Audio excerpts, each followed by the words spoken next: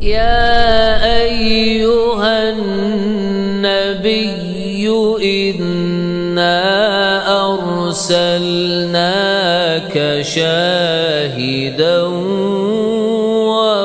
ومبشرا ونذيرا وداعيا إلى الله بإذنه وسراجا منيرا وبشر المؤمنين بأن لهم من الله فضلا كبيرا.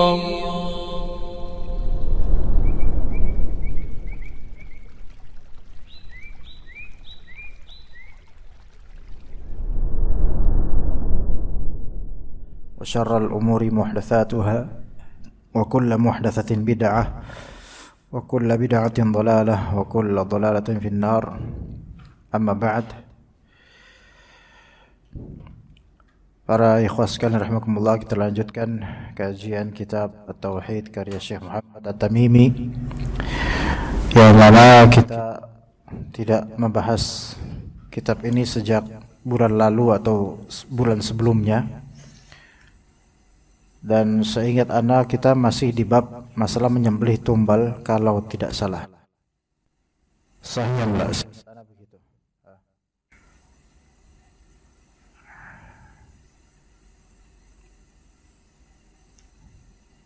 Pernah nggak ana bahas di sini tentang Masjid Diror yang dibangun oleh orang-orang munafik?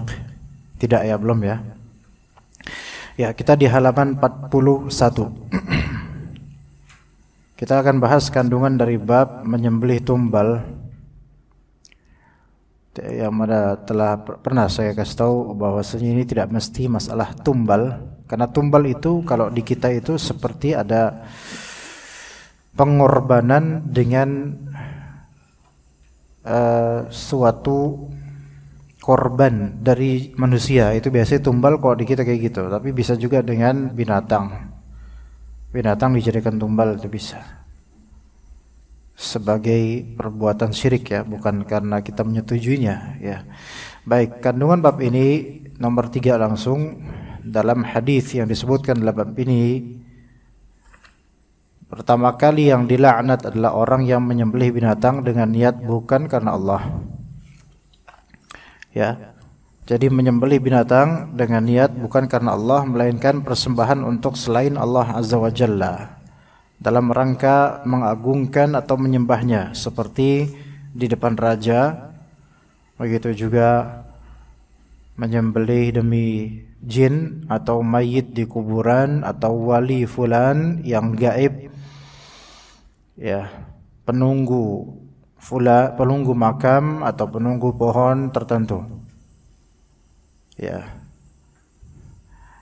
Dan tidak hanya tumbal itu dalam masalah dzabah atau menyembelih, tapi mempersembahkan suatu hal baik telur dan semisalnya itu juga termasuk bagian ini. Bahkan sampai misal memberikan sesajen sebenarnya masuk dalam masalah syirik ini. Ya, sesajen untuk penunggu daerah situ dan semisalnya. Ya.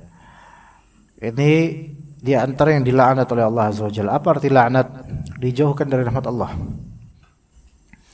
Kemudian ada juga dia hadis tentang masalah dilaknatnya orang yang melaknat kedua orang tuanya. Ya. Dilaknatnya orang yang melaknat kedua orang tuanya. Melaknat kedua orang tua yang disebut dalam hadis la'anallahu man la'ana walidayhi.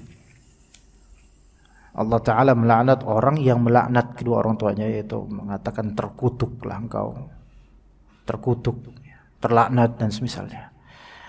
Melaknat kedua orang tua ada beberapa versi.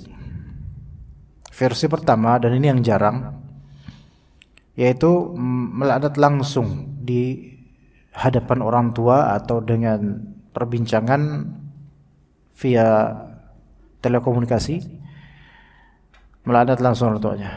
Dasar ayah ibu terkutuk atau terlaknat. Ya, persetan dengan kalian gitu misalnya.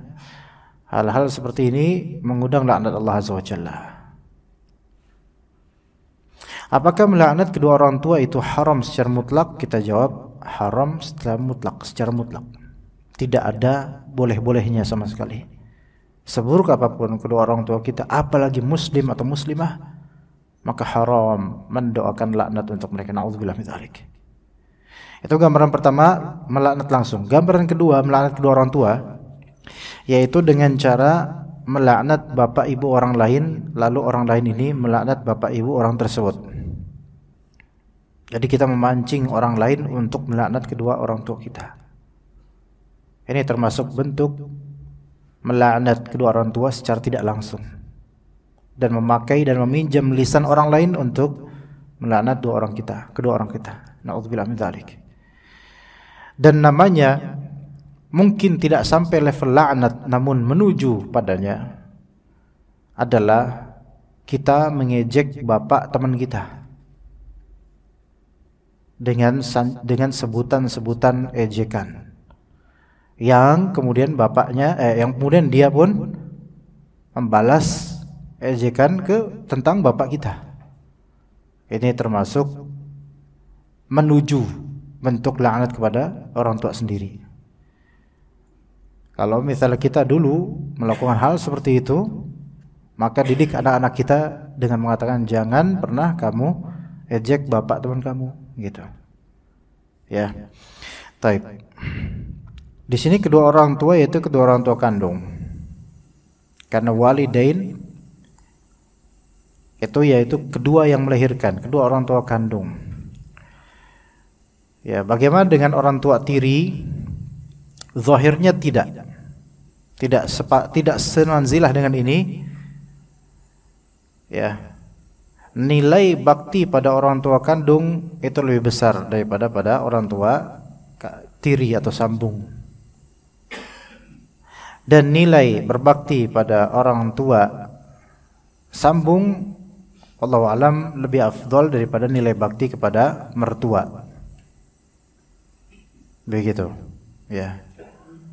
Pada orang tua sambung, pasangannya bapak kita sambung tiri, pasangannya ibu kita sambung atau tiri, atau istri kesekiannya bapak kita secara poligami, maka itu lebih afdal nilainya dibandingkan berbakti pada mertua. Karena apa? Dia adalah keluarga inti kita, termasuk keluarga inti kita, walaupun tidak akan sama dengan orang tua kandung. Wallahu a'lam. Taib. Kemudian 5, dilaknat orang yang melindungi seorang pelaku kejahatan, yaitu orang yang memberikan perlindungan kepada seseorang yang melakukan tindak kejahatan yang wajib diterapkan kepadanya hukum Allah. Ya, hati-hati di sini dalam rinci, yaitu yang dilaknat siapa? Orang yang memberikan perlindungan kepada seseorang yang melakukan tindak kejahatan yang wajib diterapkan kepadanya hukum Allah. Ngerti tidak maksudnya? Artinya, melindungi pelaku kejahatan yang memang semestinya itu sudah dihukum sekarang oleh penguasa, ya, baik dengan hukum had atau hukum yang memang sudah diputuskan oleh penguasa, atau penguasa sedang meneliti kasusnya, namun dilindungi oleh pihak ini, terutama ini masalah pengacara. Ya, menjadi pengacara itu pekerjaan yang berisiko dunia dan akhirat. Ada mungkinnya pengacara ini awalnya niatan pengen membela kebenaran, tetapi kan biasanya tekan kontrak di awal belum tahu kasus secara full, tapi sudah tekan kontrak, akhirnya dia pun menjadi pengacara fulan yang ternyata pada waktunya akhirnya dia tahu yang bersalah adalah kliennya sendiri. Nah, ini si malaka berat, mau pilih duit atau pilih Allah dan Rasulnya. Kalau sudah disidak dan juga kemudian lagi disidang dan dia kemudian membela orang jahat, masuk ke dalam hadis ini.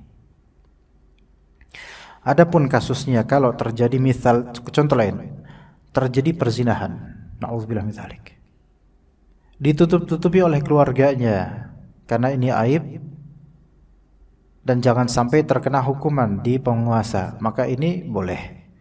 Bukan zina yang boleh, menutupi boleh. Loh, bukannya zina itu tindak kejahatan, ya kejahatan secara syar'i ya. Tetapi untuk sampai ke level dihukum oleh penguasa, maka hal seperti ini hanya ada dua cara. Pertama, untuk zina ya, klaim dari pelaku sendiri bahwa saya berzina. Dan itu jarang ada orang mengklaim kayak gitu ke penguasa untuk dihukum, jarang. Di zaman Nabi ada 2 orang, Ma'iz dan juga perempuan dari suku Ghamidiyah. Beda kasus tapi sama-sama tentang zina. Akhir dirajam mereka. Itu cara pertama, klaim dari pelaku langsung menyatakan diri, statement. Yang kedua, dan statement itu pun, klaim itu pun tidak serta-merta langsung ditelan bulat-bulat oleh penguasa, melainkan dijadikan pembulatan keyakinan dulu, apa benar yang kamu ngomong itu. Makanya Rasulullah SAW ketika ada seorang sahabat yang qadarullah terfitnah dengan zina, dia mengaku saya berzina, itu dicuekin sama Rasulullah langsung, nggak langsung ditanggapin, dicuekin, ini ngomong lagi, dicuekin lagi dan seterusnya. Jadi nggak langsung direspon oleh penguasa karena hukuman zina itu berat. Dan yang kedua, cara kedua adalah didatangkan 4 orang saksi yang thiqah, terpercaya, adil, yang menyaksikan terjadinya perzinahan benar-benar kelihatan. Yaitu ya enggak perlu saya rinci di sini ya. Nah, ini semua kalau misalnya 2 hal itu tidak terwujud, klaim ataupun persaksian 4 orang yang thiqah, yang terpercaya, enggak ada, maka pada asalnya wajib ditutupi kasus ini. Ya, wajib ditutupi kasus ini. Saya kasih contoh di surat An-Nur. Ya, Allah Subhanahu wa taala menjelaskan di surat An-Nur, innal ladzina yuhibbuna an tashi'al fahishatu fil ladzina amanu lahum 'adzabun alim fid dunya wal akhirah. Sungguhnya orang-orang yang senang tersebar fahisyah. Fahisyah ini kata sebagian ulama tersebarnya zina, senang tersebarnya zina. Sebagian ulama lain mengatakan senang tersebarnya berita tentang zinanya seseorang. Tersebar berita tentang zinanya seseorang di tengah orang-orang beriman, di tengah masyarakat beriman, maka siapa yang menyebarkannya dan senang akan itu, mereka mendapatkan apa? Azab yang pedih di dunia dan akhirat. Sama kayak kasus-kasus yang pernah terjadi yang mungkin sebagian dari kita tahu dulu, ketika video-video 3GP disebar-sebar kemana-mana, itu termasuk azab, ancamannya azab bagi pelaku penyebaran pertama dan pelaku forwarding yang banyak many times. Ya, aurat-aurat disebarkan, zina disebarkan, dan video-video clickbait yang zahirnya itu porno sehingga menarik orang, dan ketika diklik kemudian apa, ternyata virus atau macam-macam. Maka ini fahisyah yang disebarkan. Ya. Maka mereka mendapatkan apa? Mendapatkan azab yang pedih di dunia dan akhirat. Tapi kalau terjadi perzinahan, belum sampai perkaranya ke penguasa atau polisi dan semisalnya, maka wajib ditutupi. Wajib ditutupi. Oleh karena itu, ikhwas sekalian, kalau ada orang pacaran misal di kebun atau di hutan, oke? Atau berzina di sini, na'udzubillah min dzalik. Ada warga yang ngegap. Apa ngegap itu apa, ikhwan? Ngegap. Menangkap basah mereka gitu loh. Sedang melakukan zina, na'udzubillah min dzalik. Semoga Allah hindari saya dan antum dari perzinahan, dan semoga Allah Ta'ala selamatkan kita semua sekeluarga dari zina. Apa yang dilakukan kemudian? Nah, yang menangkap basah ini untuk memberikan statement di penguasa harus 4 orang yang thiqah. Hanya ini susah memang. Makanya ketika itu dilakukan, gerbek silakan, jangan disyiarkan. Ini kesalahan masyarakat kita, jemaah. Makanya penyakit zina ini sebenarnya enggak sembuh-sembuh. Karena treatment dari masyarakat juga salah. Sexual education dari masyarakat itu juga salah. Ketika terjadi penggerbekan terhadap zina, baik sengaja, baik aksidental ataupun memang intention mereka untuk menggerbek lokalisasi dan semisalnya, atau enggak sengaja di taman A, di balik semak-semak fulan dengan fulanah sedang bercampur. Kalau dia ngegap itu, apa yang dilakukan? Apa yang antum lakukan coba? Apa coba? Ngarakin gitu dengan telanjang. Kan masyarakat ada yang kayak gitu. Itu salah. Ini sama dengan apa? Innal ladzina yuhibbuna an tasyi'al fahishatu fil ladzina amanu. Termasuk orang-orang yang suka tersebarnya berita tentang zina di tengah orang-orang beriman, ini dapat azab. Dan ini memang bagi kita masyarakat Indonesia hukuman sosial, sanksi sosial dan sanksi psikis untuk pelaku zina enggak cukup tidak membuat jera para pezina, ya enggak membuat jera. Mereka malah makin rapat-rapat dalam berzina. Hotel biar enggak berani, orang-orang gerbek. Walaupun kadang-kadang bisa juga kena gerbek oleh pihak penguasa, tapi itu penguasa atau perwakilan penguasa. Ya, jadi ketika ada kabar seperti ini, antum hanya gerebek, suruh mereka berpisah, tutup segera aurat mereka sepenuhnya, dan mungkin bisa minta KTP dan atau mungkin dilaporkan ke penguasa setempat, RT RW. Bukan malah diarakin, wow, itu ada yang seperti itu, salah, sangat salah. Itu malah menambah kemunkaran. Di antaranya apa? Ini mengarak-arak berita zina, itu satu. Kedua, menyebarkan aib. Dua. Ketiga, menyebarkan aurat. Ya enggak? Karena kan diarak itu kan ketika mereka dalam keadaan BUJIL, ya. Enggak berbusana. Akhirnya kelihatan aurat mereka. La haula quwwata billah. Belum lagi divideoin. Nah, divideoin kadang-kadang penggerbekan itu dan kelihatan auratnya. Ini semua salah. Imma nasihatin segera dan lapor ke penguasa setempat, RT, RW, atau mungkin sampai ke level lurah silahkan, atau mungkin Satpol PP sekalian gitu. Pokoknya siapa yang bisa meringkus mereka gitu aja. Boleh, silahkan. Tapi untuk melabelkan ini salah. Ya, kita tidak menyebarkan isu-isu zina ini bukan karena pengen memberikan perlindungan, bukan, karena mencegah madarat yang lebih besar. Ya, begitu ya khas sekalian. Keenam, dilaknat pula orang yang mengubah tanda batas tanah, yaitu mengubah tanda yang membedakan antara hak milik seseorang dengan hak milik tetangganya, dengan digeser maju atau mundur. Sekarang orang-orang kadang-kadang enggak mengubah tanda batas, tapi makan tanah orang. Udah enggak mengubah tanda batas, tapi makan lahan yang bukan lahan dia. Iya, dan ini kalau antum perhatikan dengan baik, makan lahan ini sesuatu yang masif Jabodetabek. Masif. Ya. Sekarang jemaah, mau jujur apa enggak? Trotoar di dekat gedung antum itu trotoar untuk dagangan bukan? Sebenarnya loh ya. Bukan kan? Trotoar pejalan kaki. Ini bukan berarti antum enggak boleh beli gorengan di situ juga ya, karena kalau lapar ya darurat ya. Anda juga kemarin beli juga sih ya. Muskilahnya kadang-kadang kita enggak disediakan lahan untuk adanya kantin dan semisalnya, enggak diberikan solusi ya qadar Allah ya.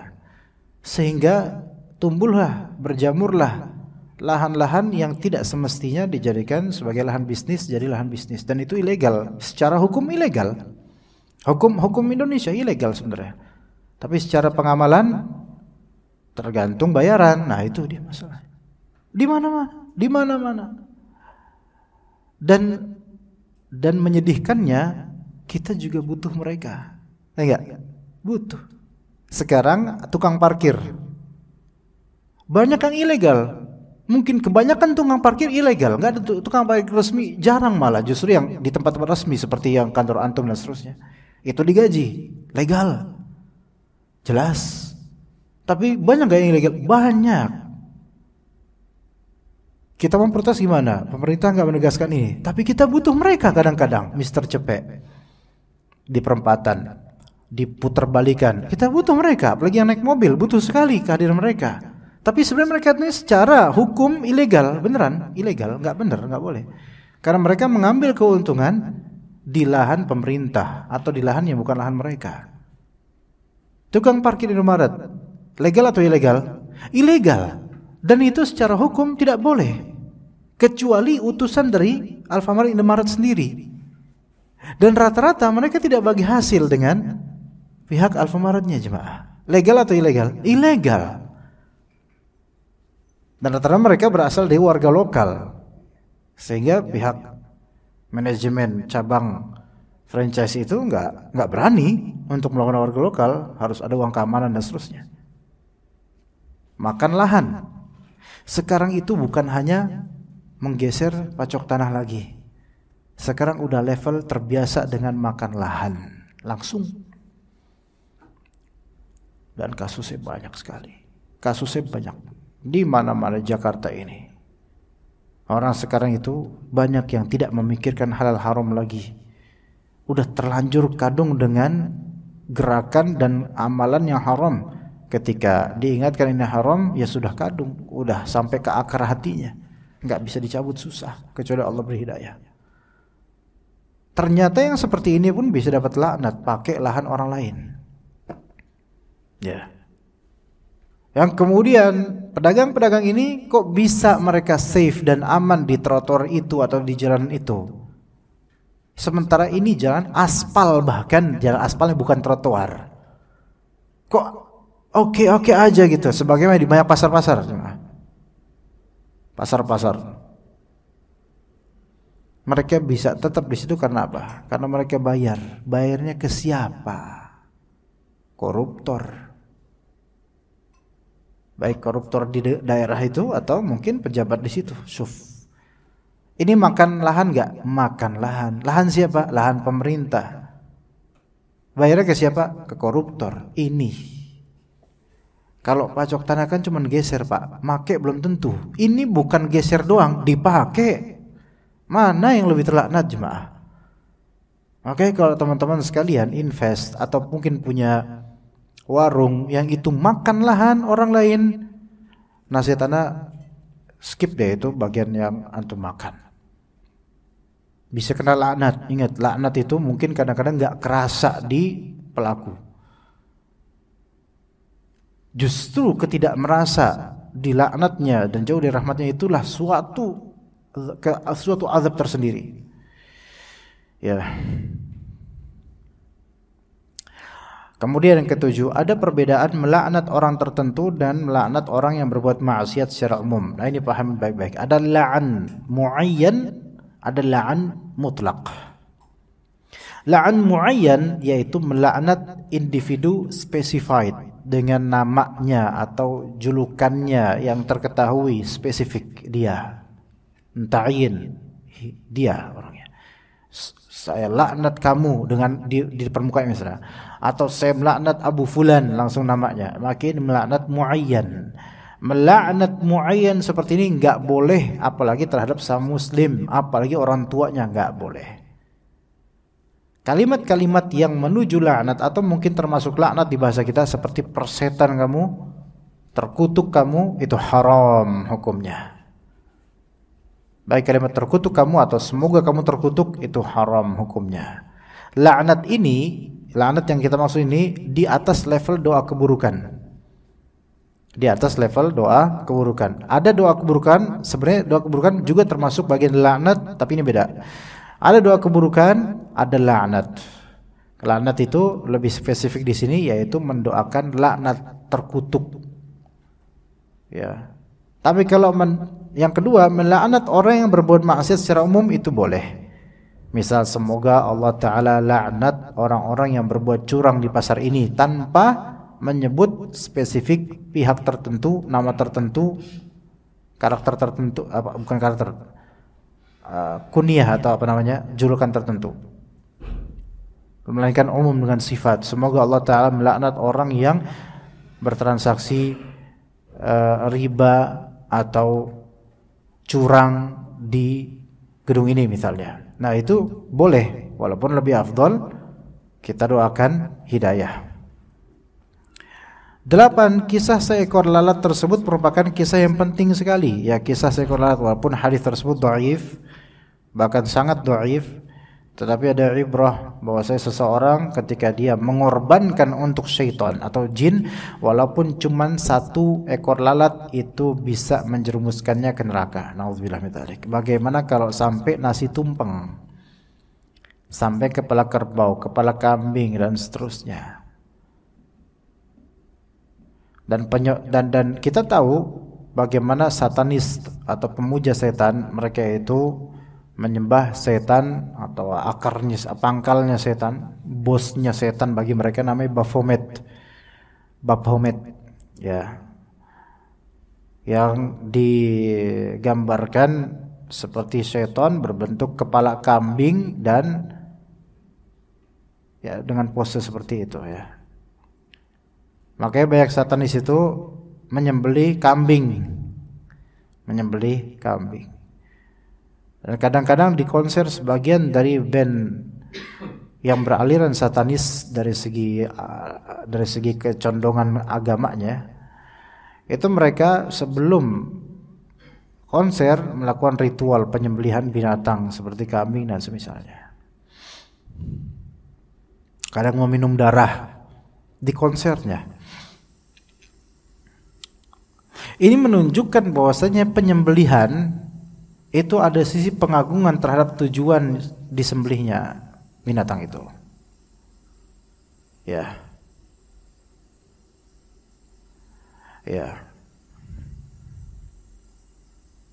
Ini yang enggak disangkakan oleh banyak orang, bahwasanya penyembelihan itu bagian dari amalan yang hanya untuk Allah. Kalau dipersembahkan untuk selain Allah dari jin atau malaikat, maka ini syirik, bahkan syirik besar. Kemudian bahwa orang yang masuk neraka itu disebabkan karena ia mempersembahkan kurban lalat yang dia sendiri tidak sengaja berbuat demikian, akan tetapi dia melakukan hal tersebut untuk melepaskan diri dari perlakuan buruk para pemuja berhala itu. Jadi dia sebenarnya pengen lepas dari ancaman, tapi dengan cara berbuat syirik. Na'udzubillah min dzalik. Ini menunjukkan bahwasanya tidak ada kesempatan dan uzur untuk berbuat syirik. Tidak ada kesempatan dan uzur untuk berbuat syirik besar, ya. 10. Mengetahui kadar syirik dalam hati orang beriman, bagaimana ketabahan hatinya dalam menghadapi eksekusi hukuman mati dan penolakannya untuk memenuhi permintaan mereka, padahal mereka tidak meminta kecuali amalan lahiriah saja, enggak harus diyakini di hati. Namun orang ini teguh hatinya, mungkin dia karena yakin pada Allah Azza wa Jalla, walaupun dia mati, maka dia mati insyaallah dalam keadaan benar. Ya. 11. Orang yang masuk neraka tersebut adalah seorang muslim, sedangkan sebab seandainya dia orang kafir, Rasulullah tidak akan bersabda masuk neraka karena seekor lalat. Ini menurut sebagian ulama, bagi yang menganggap hadis ini bisa dipakai hujjah. Ya.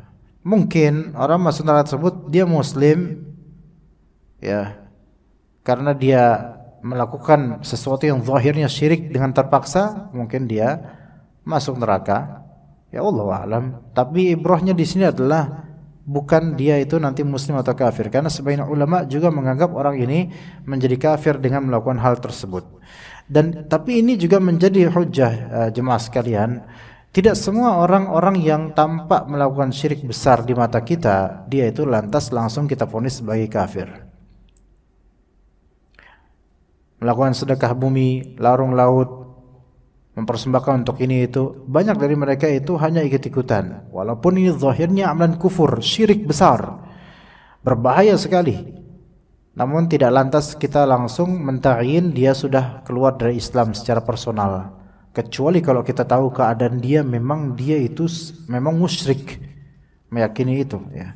12. Hadis ini merupakan suatu bukti bagi hadis sahih yang menyatakan al-jannatu aqrabu ila ahadikum min syiraki na'lihi wan naru mithlu dzalik.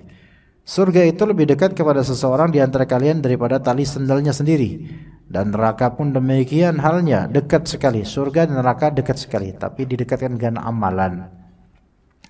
Dekatkan dengan amalan. Ya. Wudu mendekatkan kita pada surga. Enggak lengkap wudunya mendekatkan kita kepada neraka. Sesimpel itu memang. Ya. Juga bagian solat, di masalah solat mendekatkan kita ke surga. Tapi ketika solatnya itu acak-adul, matuk-matuk, atau main-main, atau tidak tepat waktu, mendekatkan kita menuju neraka. Zakat mendekatkan kita menuju surga. Tidak mendekatkan zakat, dekat ke neraka, disetrika nanti punggungnya dia di neraka kalau enggak menunaikan zakat. Dan orang yang mencegah diri menunaikan zakat, nanti di hari akhir itu akan ada seekor ular besar yang akan menyiksa dia, melilit lehernya sembari kepalanya terus menghadap, dan di atas kepala itu ada botaknya tuh. Ada botak. Jadi suja namanya. Suja itu ular dengan adanya botak di atas. Kenapa bisa botak di atas? Ada botakan gitu. Ini saking kebotakannya itu efek dari buruknya racun dia atau bisa dia. Buruk sekali bisa ular tersebut sampai botak ini. Di dunia nggak ada spesies yang khusus di atasnya botak, jemaah. Artinya ular paling berbisa di dunia itu, kalau untuk ular daratan itu ular Taipan di Australia. Mirip dengan kobra dari segi bentuknya, tapi nggak ada botaknya. Tapi itu paling berbisa. Ular yang semuanya berbisa di laut, semua ular laut berbisa.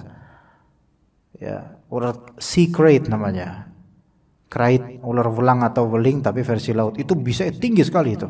Tapi nggak ada botak-botaknya, malah mirip belut kadang-kadang. Nah, tapi ini suja bagi orang yang tidak membayar zakat atau malas membayar zakat, itu akan ada nanti ular yang melitnya dan ada berbisa di taringnya. Dan taring itu kan nyambung ke gland virus bisanya itu kan terkumpul di bagian kepalanya. Saking jeleknya bisa itu sampai botak kepalanya, masya Allah. Itu yang zakat.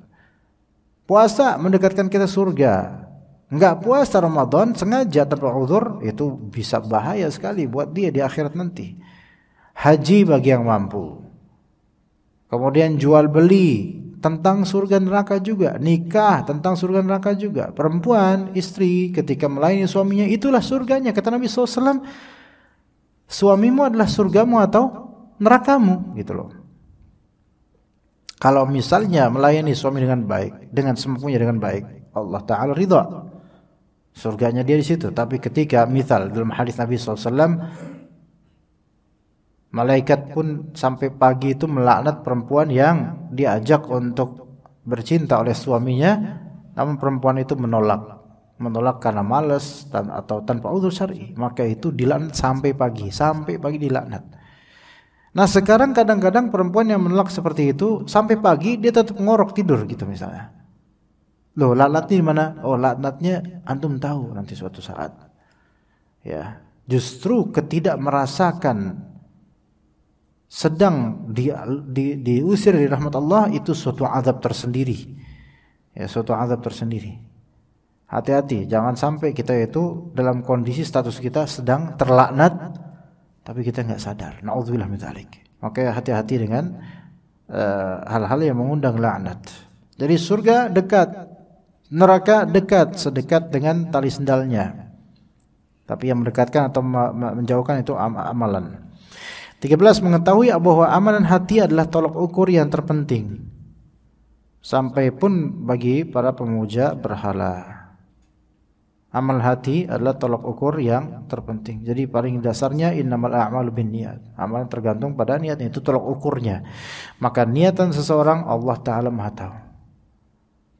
Perlu kita terus ingat ikhwas sekalian. Manusia itu kadang-kadang salah paham akan niatan kita dalam beramal soleh. Salah paham.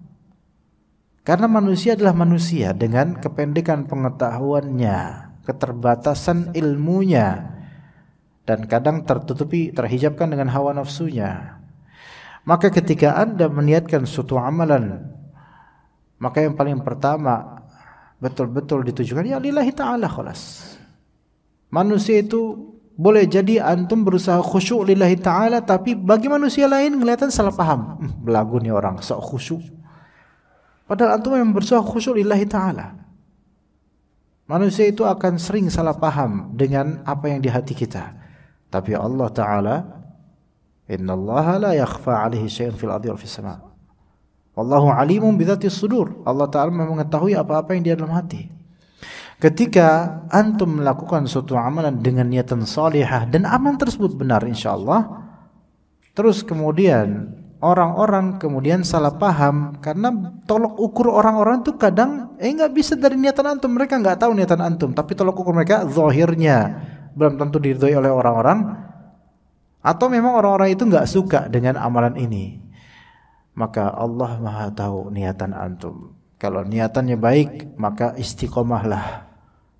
Karena justru inilah ujian dalam beramal. Nabi SAW dahulu kala mendakwakan tauhid, orang-orang itu kemudian menuduh Nabi SAW kahin, majnun, syair, penyair, dukun, orang gila. Ya, mereka semua suudzon pada Nabi SAW.